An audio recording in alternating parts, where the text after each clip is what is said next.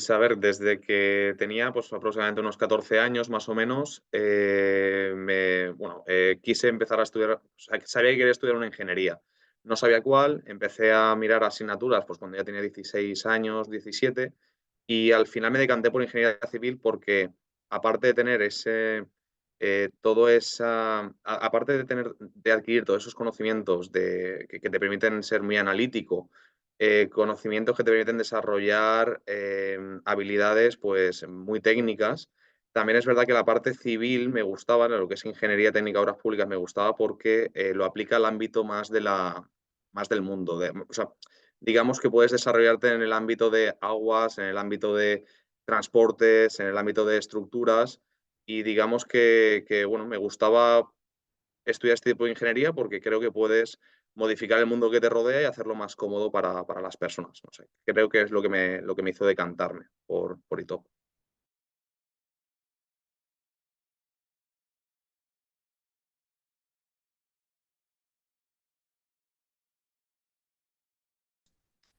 Pues a ver, el primer trabajo, bueno, comencé como becario, como jefe de producción. Antes de acabar la carrera tuve suerte para la época que estábamos cruzando, porque eso es en torno a 2000. Eso fue en 2012, cuando tuve el primer puesto como ingeniero, pero en prácticas. Y a ver, tengo que decir que la experiencia no fue muy agradable porque, bueno, no se daban unas condiciones laborales que yo podría decir que fuesen mínimamente decentes. Me costaba dinero trabajar, de hecho. Me gastaba más dinero en el transporte diario de mi vehículo que lo que me pagaban. Entonces, bueno, me quité una espinita por empezar a tocar el ámbito laboral, pero no fue nada fácil, ¿vale? Y la verdad es que te desanima bastante.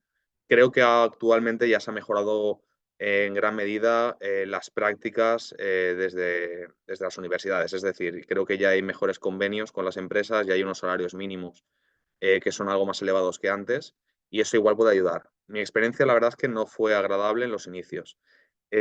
A partir de ahí acabé ingeniería y comencé como jefe de obra. Bueno, pasé de varias empresas, ¿vale? Desde obra civil, que me dediqué a hacer instalación de tirantes de puentes, hasta urbanizaciones, gasolineras.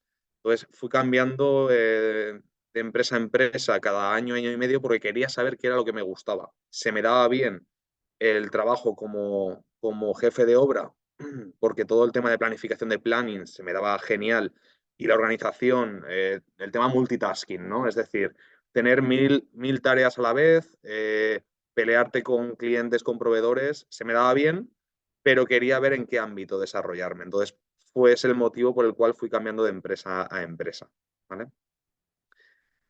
Pasado esas primeras experiencias laborales, em, yo siempre he tenido un espíritu bastante emprendedor, aunque ahora parezca que está de moda. Yo este espíritu lo tenía desde los 17 años, que ya hace 15 años de aquello.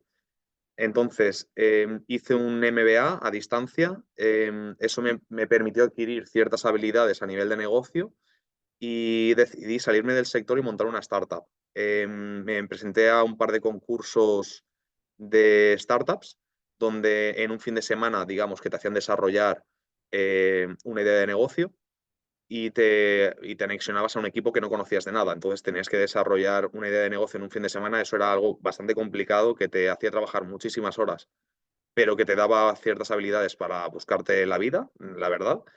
Y gané un concurso donde nos hicieron una inversión inicial de 30.000 euros y decidí montar una primera empresa tecnológica. Se basaba más en programación que en lo que es el mundo de la ingeniería civil.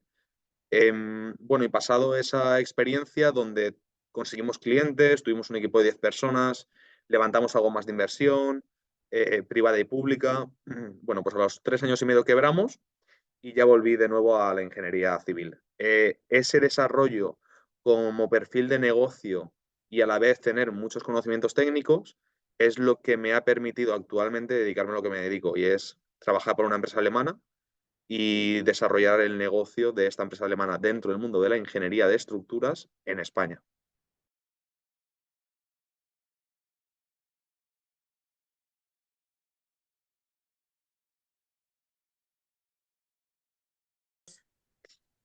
Pues a ver, la verdad es que ahora mismo soy socio de la empresa alemana. Yo me veo desarrollando, espero que me vea desarrollando el negocio actual en un punto mucho más avanzado que el de ahora, donde además consiga mejorar los productos que tenemos, que son muy buenos, pero siempre que hay margen de mejora y siempre se pueden sacar nuevos productos al mercado que se adapten a nuevas situaciones.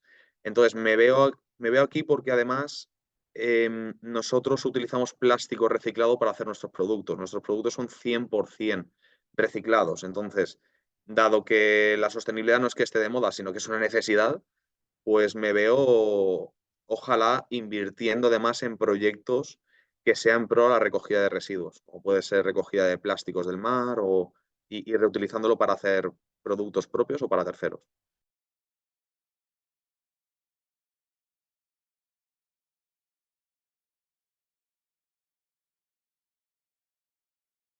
A ver, nosotros somos expertos en crear o en diseñar productos que son para aligerar ahora mismo forjados, pero como somos especialistas en crear productos para eliminar material de donde una estructura no lo necesita, estamos ya desarrollando nuevas líneas de negocio que pueden ir, por ejemplo, a aligerar losas de cimentación o, por ejemplo, incluso en obra civil, a aligerar vigas de puentes.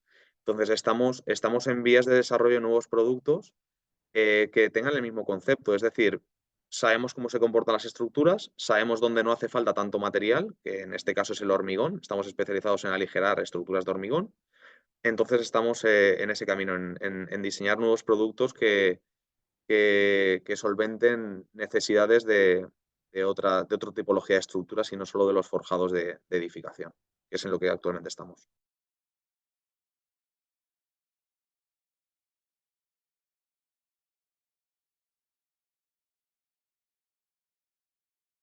Pues a ver, es una pregunta bastante compleja. No obstante, a mí me da la sensación de que por el tipo de trabajo que he desarrollado y por dónde veo que aporto más valor a nivel industrial, ¿no? Bueno, nosotros somos una empresa industrial, al final fabricamos un producto y donde se le saca el máximo jugo a nuestro producto es en la fase de prescripción técnica. Entonces, yo diría que em, los proyectos colaborativos son la principal vía para que la sostenibilidad sea verdadera y no sea un simple sello que desde mi punto de vista carece mucho de la realidad y se maquillan mucho los resultados. Es decir, si cogemos los proyectos desde el inicio y todos los agentes involucrados, promotor, dirección facultativa y constructora, una o varias, más los industriales, todos ayudamos a desarrollar los proyectos de forma colaborativa, se tomarán mejor las decisiones y se trabajará más en pro a diseñar estructuras y proyectos en general donde se eviten gran cantidad de materiales, porque al final no olvidemos que no hay nada más sostenible que evitar producir materiales. Es decir, cuanto menos se tenga que fabricar en general de cualquier tipo de material para una obra, eso es lo más sostenible. Entonces, si aunamos todas fuerzas y creamos estructuras mixtas con distintas tipologías de sistemas que además vayan en pro a esa eficiencia, a reducir la cantidad de materiales a colocar, creo que es lo más eficiente. Muchas veces en los proyectos inicialmente se prescriben productos que son muy sostenibles, pero en fase de ejecución se hacen modificaciones por presupuestos. Entonces, esas modificaciones en gran medida reducen la sostenibilidad que se iba a conseguir, ¿no? Digamos, el sello de sostenibilidad que se iba a conseguir. Se trabaja para que no, pero a mí me da la sensación de que sí que se reduce esa parte por hacer modificados, ¿vale? Entonces, para mí, realmente la clave son los proyectos colaborativos.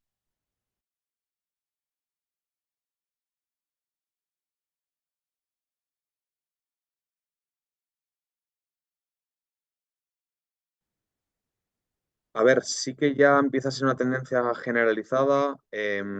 Nosotros ya llevamos, yo no personalmente, pero mi empresa lleva 20 años haciendo lo que hace en Alemania, ¿no? Y cuando hace 4 años yo comencé este negocio en España, se nos miraba raros. Entonces, creo que hay que dar ayudas para que las empresas que están naciendo y están creando sistemas constructivos o productos en pro a la sostenibilidad. Esto lleva un tiempo de desarrollo de mercado elevado y unos costes muy elevados. Y además te encuentras con mucha incertidumbre de mercado, te encuentras con mucho rechazo de mercado. Y yo no quiero ponerme como en contra de nadie, ¿vale? Pero es verdad que vivimos en un país o nos dedicamos a un sector que es muy, muy, muy tradicional. Entonces, dar apoyo, no sé si de forma pública o entiendo que sí, a las empresas que están naciendo en pro a la sostenibilidad, porque va a haber un tiempo bastante largo para que el mercado nos acepte y consigamos iniciar los negocios de forma eficiente. Creo que eso ayudará bastante a que finalmente bueno, el sector realmente acabe siendo sostenible, ¿no? Y evitar que esa barrera del rechazo inicial del mercado hacia nuevos sistemas, bueno, pues no se tenga que sostener solo de forma privada, sino que hayan buenas ayudas detrás bueno, y hay que hacerse visible y que la gente nos escuche, porque ya te digo, hay mucho rechazo de mercado de forma inicial e introducir nuevos sistemas en el mercado no es nada fácil y es por el rechazo que hay por parte bueno, del sector que es muy tradicional.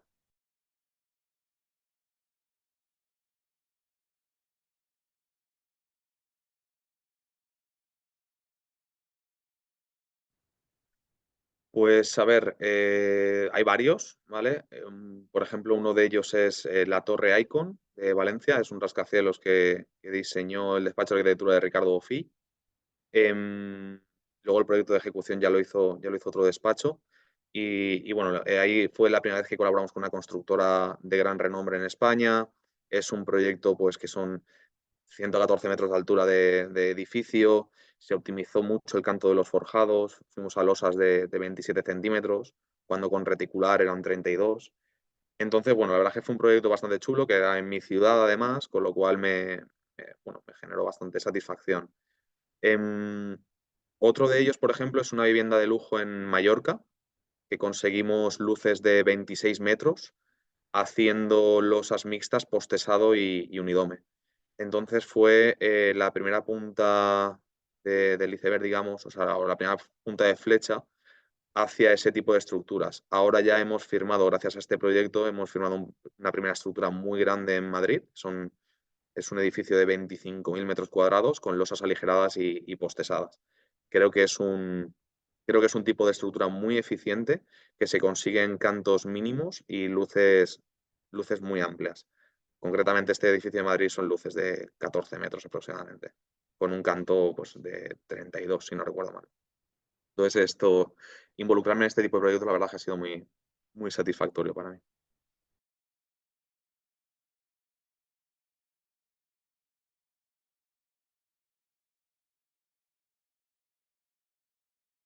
Diría que todo.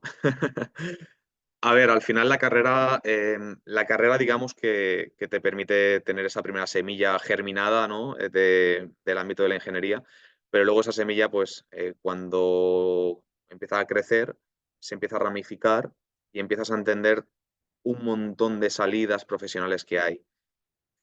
Entonces, al final entiendes cómo puedes encajar dentro de la profesión, intentas no encasillarte siempre en el mismo tipo de puesto de trabajo, aprendes a ser muy versátil, tenemos una capacidad para adaptarnos a nuevos puestos de trabajo que es bestial y que creo que cualquier ingeniero tiene esa capacidad de adaptación y bueno, que está desarrollada, se está empezando a desarrollar desde la universidad, pero que después, si uno continúa apretando, puede desarrollarla y se da cuenta de que al final es capaz de prácticamente cualquier cosa. Si te continúas formando por tu cuenta y no le tienes miedo al cambio, bueno, pues aprendes a ser muy versátil y a encontrar salidas profesionales que de verdad merecen la pena. Entonces yo creo que ese es el principal aprendizaje que he llevado durante estos años de profesión.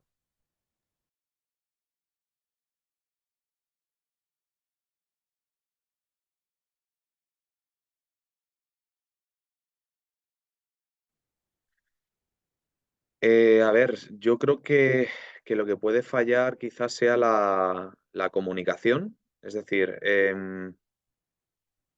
que la gente conozca realmente la profesión y todas las salidas que pueden tener, porque, bueno, yo una de las principales pegas que me veía al inicio es que no, o sea, yo, por ejemplo, yo no sabía si podía calcular la estructura de una vivienda o de un edificio. Y desde la carrera te venden que no, pero es que luego sí que por supuesto que se puede. Por supuesto que puedes hacerlo. De hecho, ya existen incluso los proyectos parciales y se puede hacer, pero hay poca información al respecto. Entonces, o por ejemplo, dedicarte más a la vía de prescripción técnica, que en este caso es mi vía de desarrollo profesional actualmente. Es decir, ¿por qué en las carreras o no sé, en la televisión, cuando ves algo relacionado con la ingeniería, siempre ves a una persona con un casco y está en la obra? O sea, de verdad, hay muchísimas salidas y, y no solo significa ser ingeniero estar a pie de obra, significa muchas más cosas. Entonces yo creo que eso es una barrera para los estudiantes.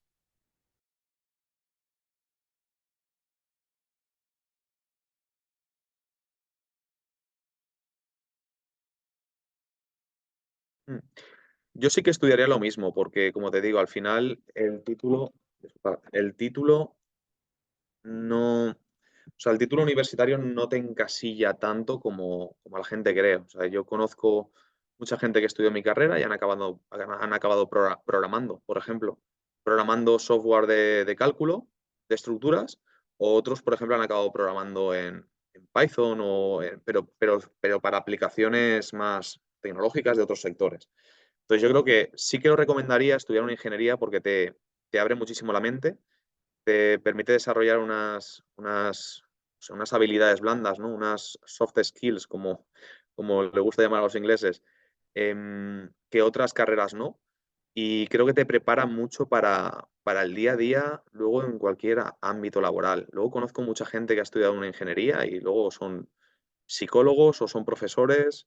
Entonces, hay gente que ha estudiado, pues eso, como te digo, dos carreras. Entonces, yo sí que lo aconsejaría porque creo que te desarrolla unas habilidades muy, muy, muy buenas para la vida real. Lo recomendaría.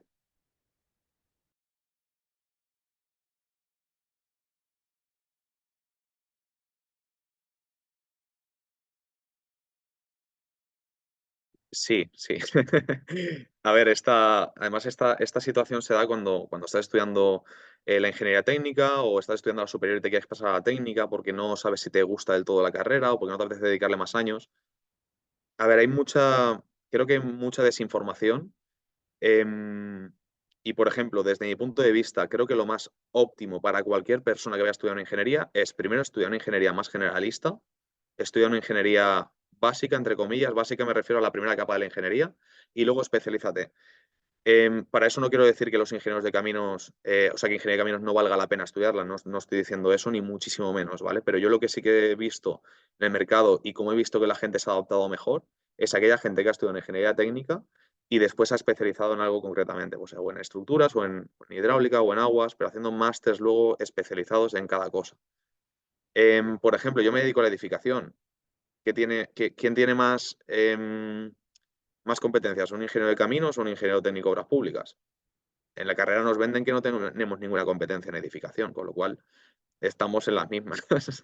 Y luego resulta que sales a la vida real y todos los calculistas, o sea, todos los consultores de estructuras que hay en el mundo laboral y en grandes ingenierías, ¿eh? O son ingenieros de caminos, o son ingenieros técnicos de obras públicas, o son ingenieros mecánicos, ingenieros industriales.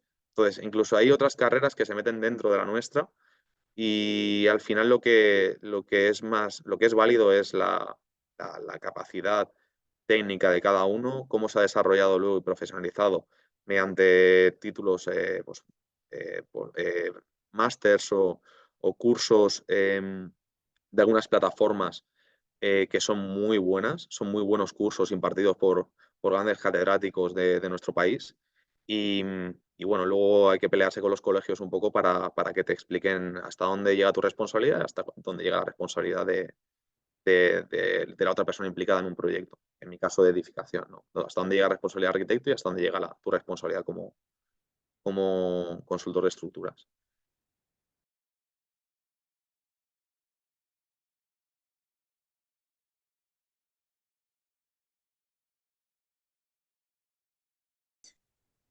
Ahora mismo hay muchísimo. O sea, es verdad que hay escasez, se está notando esa escasez en el mercado. Hay muchísimas nuevas vías para desarrollarse dentro de la profesión, como puede ser, por ejemplo, em, la madera.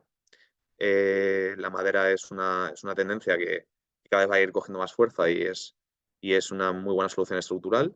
Pero yo ya te digo, por ejemplo, las estructuras mixtas, que pueden haber combinaciones de madera con hormigón o estructuras mixtas pues, más tradicionales, como es la metálica y hormigón. Hay tantísimas nuevas vías de desarrollo y hay tanta gente que se ha salido de la profesión, por lo menos de mi generación, que ahora mismo hay escasez. Y es que se nota. De hecho, también se nota cómo han mejorado los sueldos y bueno, la verdad es que eso es una muy buena noticia para el sector y creo que es una buena noticia además de que el sector empieza a tener esa salud que necesita, ¿no? Creo que todavía pueden ser más competitivos los salarios y deberían de serlo porque es una profesión compleja que además tiene mucha responsabilidad, pero bueno, creo que con lo dicho está respondida o sea, he respondido a la pregunta y es que sí, sí hay mucho, hay espacio.